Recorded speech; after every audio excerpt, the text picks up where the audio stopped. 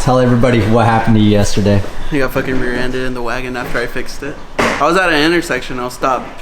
2 cop cars just come flying past, just blew through the intersection. So I'm like, all right, that's 2. And then there were no more cops. Light turns green for me. I start going. I turn to my right. This cop was coming in hot.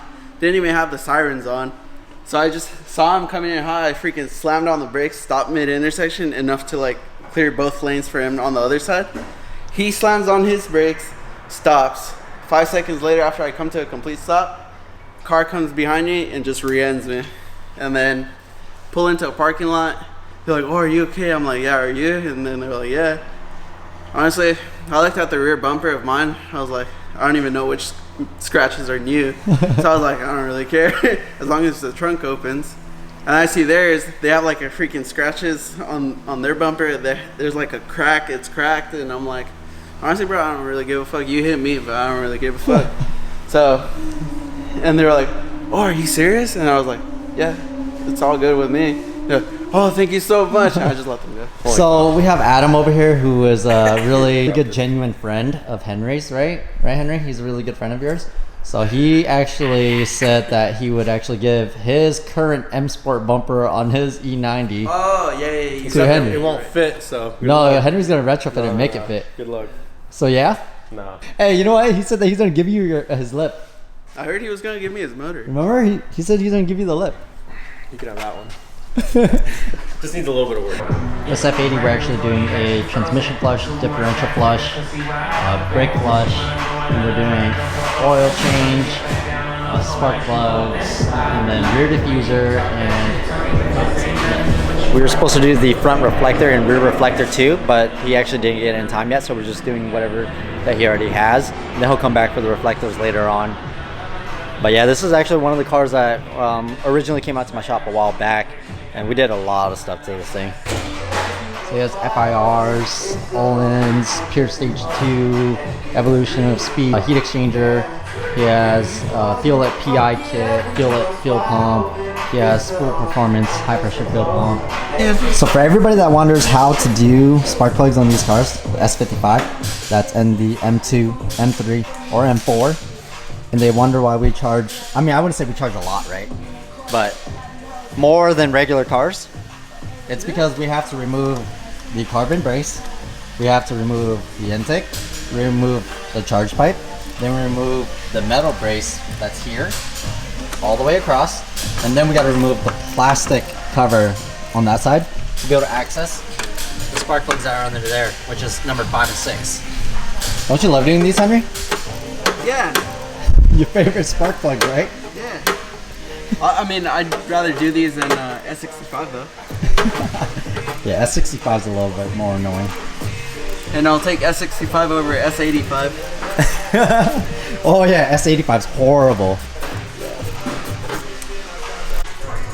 So this is the best way to remove the OEM spoiler, or just any spoiler that's double-sided taped on.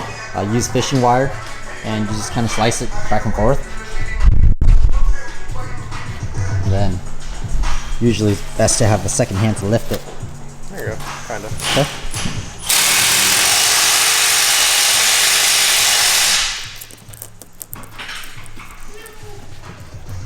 So second hand lift, while the second person uses the wire.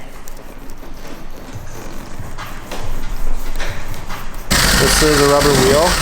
Takes off all the gunk and all the old residue that's adhesive, basically. This is basically double-sided tape. I thought from the factory they used glue, but I guess in this case it's double-sided tape. Yeah, so on the M5, so F10 and F13, 12, blah, blah, blah. So M5, M6, they actually use the, what is it, like? It's almost like black glue, tar. right? It's like glue.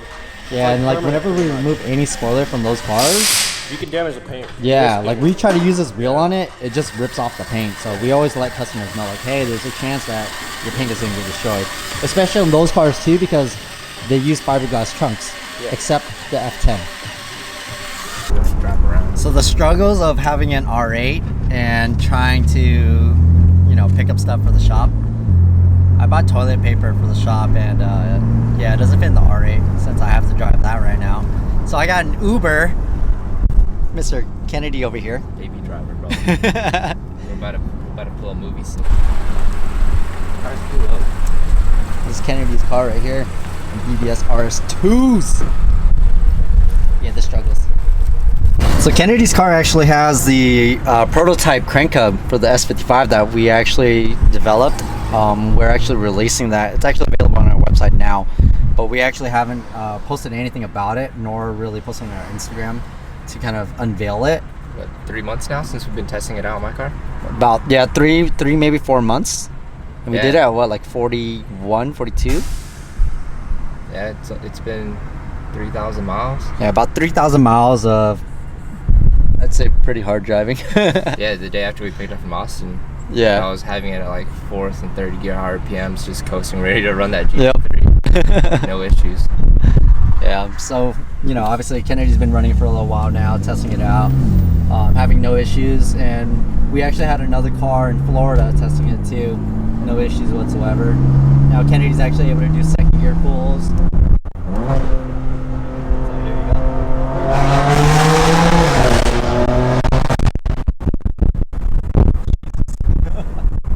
There was actually a cop somewhere around here. In front of us, further though. Yeah, this car has the Gomez V2 exhaust, so the valved exhaust as well, which is also available on our website. Hey, we're gonna change it to titanium or what? Up to Brian. Yeah, so we've been talking to Brian, potentially changing out his exhaust to the titanium exhaust. Maybe test fit, see how everything goes, and with the resonator, see how it cleans up the noise. I don't mind the noise with the, you know, what everyone complains about. Yeah, I mean, definitely this setup is by A far the lot best sounding cleaner. exhaust. Yeah. At least on startup, and then like high, I'd say like probably 4,000 or 5,000 RPM. There's not a lot of rasp to the Yep. exhaust until you get on it. Yeah, and you know how like the original exhaust with just downpipes or any other exhaust, when you let off the throttle, it's like really raspy. It's disgusting. Yeah, at This least one this is- one does not have it. It sounds pretty damn good. Yeah. So these are the crank hubs that we were talking about earlier. Now, we just announced it on our Instagram, and it's also available on our website. This crank hub is a one-piece crank hub rather than the traditional two-piece crank hub that's available on the market. To my knowledge, there's only 2 other crank hubs that are actually one piece. This one is actually made with a keyway design, which is right here. So here we have the OEM crank hub, our crank hub, and then this is the traditional 2-piece crank hub. This one's actually a really crappy one that we actually removed from another car from improper installation. You can see when they installed it, they didn't drill the holes correctly. So here I have the 2-piece crank hub separated. So this is the traditional 2-piece that has a keyway. There's other designs that has 4 keyways. This one has 2 right here. And then this is the auxiliary pump. So this would go to the vacuum pump and all the other accessory. So the vacuum pump and oil pump is driven off of this sprocket. Now this sprocket has a keyway here that seats onto here, and then you have 2 dowel pins that are actually pressed into here. The original OEM crank hub. Now, a lot of you guys are probably wondering why these fail so much. So let me explain it to you guys here. Now, this is a 3-piece crank hub from factory. They utilize a friction disc. Now, this friction disc is going to be similar to a sandpaper. So without this friction disc on here, let's just say I put this back on here right now. Actually, sorry, wrong one. Put this back on here. Now you can actually freely spin this right now. See that? But once you apply pressure downwards to it, it locks itself into place. The second one, which is the secondary gear, same thing. It utilizes a friction disc on here. And that sandwiches to here. Now this depends on compression from the bolt to actually retain itself from spinning. Now if that bolt backs out and slowly loses that load, it will cause it to spin. I hope that giving out more information on these crank hub and how they work will allow you guys to understand what fails and why it fails, potentially saving yourself from thousands of dollars. Obviously if it fails and you actually bend a valve, then usually, for example with us, every time that happens we end up upgrading the crank hub anyways. But to me this is more of a preventative item. You know, it's not like you have to do it, but you're doing it for preventative maintenance just to prevent it from happening in the future and potentially costing you a lot of money that you don't want to be spending, where you can actually be utilizing that money to do something else with your car, maybe buy wheels or, you know, really great suspension.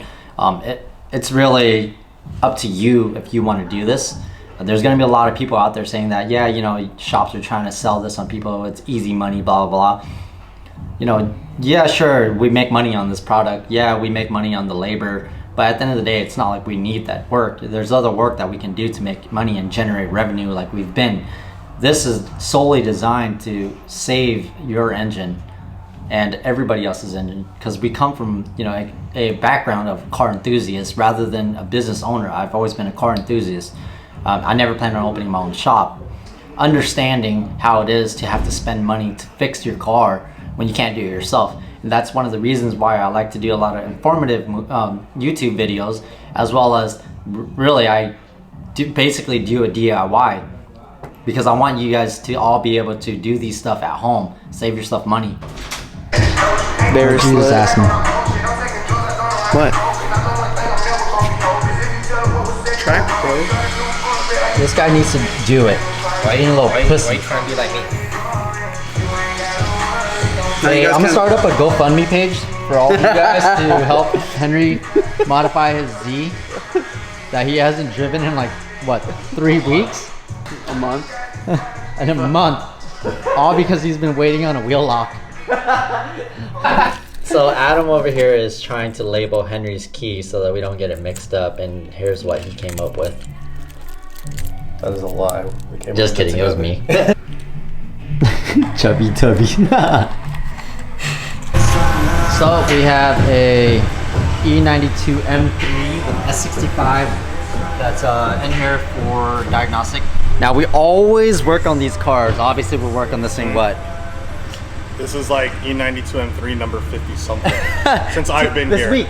Yeah. No, since you've been here, oh no, it's been way more than that. Have we done over 50 E92 since I've been here? Way more. They all just blend in. Yeah, we do a lot of these. I'm sure you guys know by now.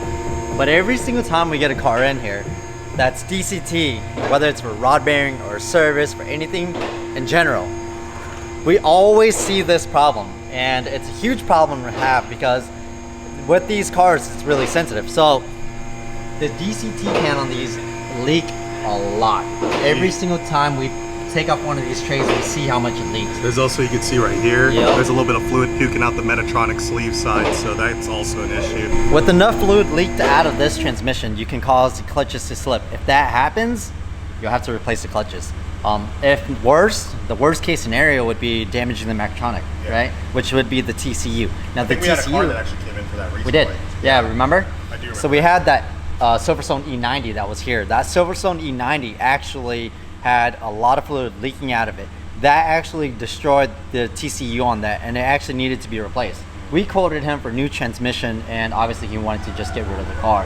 Yeah. A transmission that for this car, finding it used or new, it's pretty damn expensive. Might have to just manual swap it. Yeah, so he actually was thinking about doing a manual swap, but then we told him like it just didn't make any sense because you might as well sell the car and then just get a manual car, because to convert that you got to change out the drive shaft, the differential, the transmission, clutch pedal, clutch slave, clutch, flywheel, and then yeah, all of that. And then you got to remove all the hydraulic lines because these obviously have transmission coolers. So yeah, make sure you guys take care of this leak if you guys ever have it, because if it does get bad enough and you guys leak enough fluid, you will destroy that transmission. And if you destroy this transmission, I can't even find any of these that are used. Leaks out of here from this pan. This is plastic. There is a seal that goes around here. Leaks all the time due to age. These two, their little covers are Yeah, plastic so for the this fill cover plug. has a little O-ring on it. That's a drain point. And then up here, this is the Mectronic cover, right? So over here, this leaks over time too. There is another seal that goes around this. To change this one out, you actually have to remove the transmission because there's no room to replace it up there. Every single time we see any type of leaks like this, we take care of this prior to servicing this. That way we can just replace this, clean it all off, monitor and see if anything else is leaking around this area. The second issue that we see quite a lot is motor mount sagging. And then the third, if you ever see oil leaking out of this area, don't think it's your oil pan. Usually if oil pan leaks, you'll see it coming back over here, channeling back here to the back side of this. It's going to be the oil filter housing. Now how you know is if you look inside of here, you will see the area that it's leaking down all over. So I'll move over here real quick so you guys can see. When you see a puddle of oil right here getting onto your steering rack, that's coming from the oil filter housing over there. And if your valve cover is leaking, you can actually look from over here, peek up there, and then you'll know if it's leaking up there. But in this case, it's the oil filter housing gasket and the transmission pan that's leaking. These are really common leaks. The S55 is prone to having crank up failures. Another issue that a lot of these cars do have that people don't realize too is the front oil cooler is mounted really low on the car, in the front of the car. And the area that it's at, if you actually hit a rock or let's just say a parking curb or anything like that on the road or on the parking lot, you can actually damage the oil cooler. And if you do it on the freeway where it just dumps out all the oil while the engine's running, you will starve the motor. And if that happens, you got to get a new engine. Obviously insurance is going to take care of it, but hopefully your insurance takes care of it. We've seen that happen way back. Just to show you guys, this car, he actually has the Turner Motorsport skid plate, and you can see the oil coolers right here, and you can see how much of the beating this thing's already taking. Imagine the original one, it's actually the plastic. So it's paying for itself. Yeah, I've seen this thing fail too many times. Like people bend these and puncture them. Yeah. Well, we had that one kid who came in who actually literally ripped it off of his driveway. Yeah. So, well, remember my buddy Lance? He destroyed his. But yeah, you can see how much this thing's actually protecting it. I like how it's at a slope too, so like it kind of glides it. Yep. And there's no catch points. Exactly. Alrighty guys, that's a wrap for today. Time to go home. These guys are tired. The car's fucking clunky, bro. Rod knock. Listen to the rod knock. N54.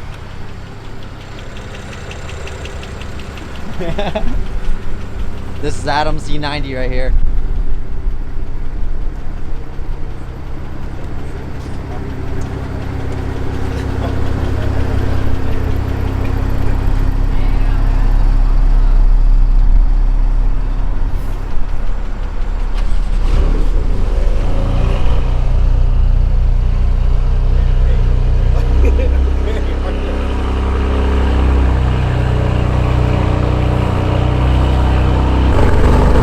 We go out to the cars, warm it up, and we're about to all head home. We're all getting ready to go home.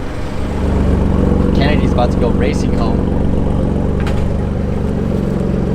Fastest 2 miles I've ever. Practicing for the K1,